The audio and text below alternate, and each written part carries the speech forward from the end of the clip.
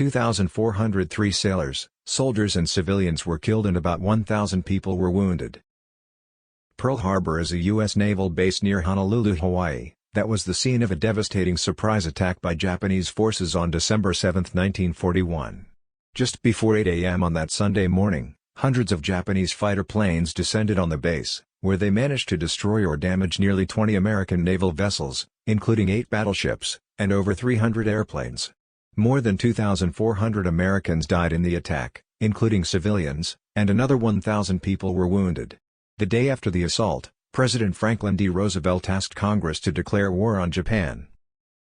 Japan and the path to war. The attack on Pearl Harbor was a surprise, but Japan and the United States had been edging toward war for decades.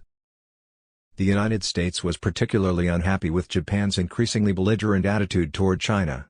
The Japanese government believed that the only way to solve its economic and demographic problems was to expand into its neighbor's territory and take over its import market. To this end, Japan declared war on China in 1937, resulting in the Nanking Massacre and other atrocities.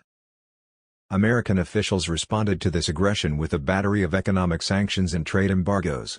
They reasoned that without access to money and goods, and especially essential supplies like oil, Japan would have to rein in its expansionism.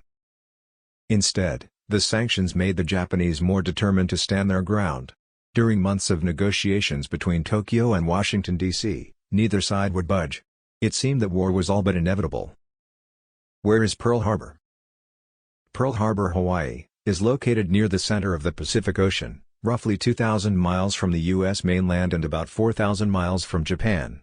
No one believed that the Japanese would start a war with an attack on the distant islands of Hawaii.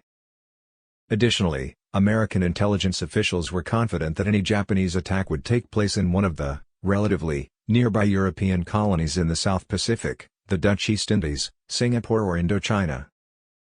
Because American military leaders were not expecting an attack so close to home, the naval facilities at Pearl Harbor were relatively undefended. Almost the entire Pacific Fleet was moored around Ford Island in the harbor, and hundreds of airplanes were squeezed onto adjacent airfields. To the Japanese, Pearl Harbor was an irresistibly easy target. USS Arizona. The Japanese plan was simple: destroy the Pacific Fleet. That way, the Americans would not be able to fight back as Japan's armed forces spread across the South Pacific. On December 7, after months of planning and practice, the Japanese launched their attack. At about 8 a.m., Japanese planes filled the sky over Pearl Harbor. Bombs and bullets rained onto the vessels moored below. At 8:10, a 1,800-pound bomb smashed through the deck of the battleship USS Arizona and landed in her forward ammunition magazine. The ship exploded and sank with more than 1,000 men trapped inside. Next, torpedoes pierced the shell of the battleship USS Oklahoma. With 400 sailors aboard, the Oklahoma lost her balance, rolled onto her side and slipped underwater. Less than 2 hours later, the surprise attack was over, and every battleship in Pearl Harbor, USS Arizona, USS Oklahoma, USS California, USS West Virginia, USS Utah, USS Maryland, USS Pennsylvania, USS Tennessee and USS Nevada, had sustained significant damage. All but USS Arizona and USS Utah were eventually salvaged and repaired. Impact of the Pearl Harbor attack. In all, the Japanese attack on Pearl Harbor crippled or destroyed nearly 20 American ships and more than 300 airplanes. Dry docks and airfields were likewise destroyed.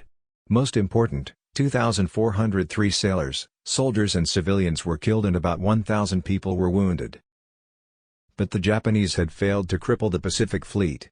By the 1940s, battleships were no longer the most important naval vessel, aircraft carriers were, and as it happened, all of the Pacific Fleet's carriers were away from the base on December 7. Some had returned to the mainland and others were delivering planes to troops on Midway and Wake Islands. Moreover, the Pearl Harbor assault had left the base's most vital onshore facilities, oil storage depots, repair shops, shipyards and submarine docks, intact. As a result, the U.S. Navy was able to rebound relatively quickly from the attack. A date which will live in infamy. President Franklin D. Roosevelt addressed a joint session of the U.S. Congress on December 8, the day after the crushing attack on Pearl Harbor. Yesterday, December 7, 1941, a date which will live in infamy. The United States of America was suddenly and deliberately attacked by naval and air forces of the Empire of Japan. He went on to say, "No matter how long it may take us to overcome this premeditated invasion, the American people in their righteous might will win through to absolute victory. I believe I interpret the will of the Congress and of the people when I assert that we will not only defend ourselves to the uttermost, but will make very certain that this form of treachery shall never endanger us again." America enters World War II. After the Pearl Harbor attack, and for the first time during years of discussion and debate, the American people were united in their determination to go to war. The Japanese had wanted to goad the United States into an agreement to lift the economic sanctions against them. Instead, they had pushed their adversary into a global conflict that ultimately resulted in Japan's first occupation by a foreign power. On December 8, Congress approved Roosevelt's declaration of war on Japan. 3 days later, Japan's allies Germany and Italy declared war against the United States. For the second time, Congress reciprocated, declaring war on the European powers. More than 2 years after the start of World War II, the United States had entered the conflict.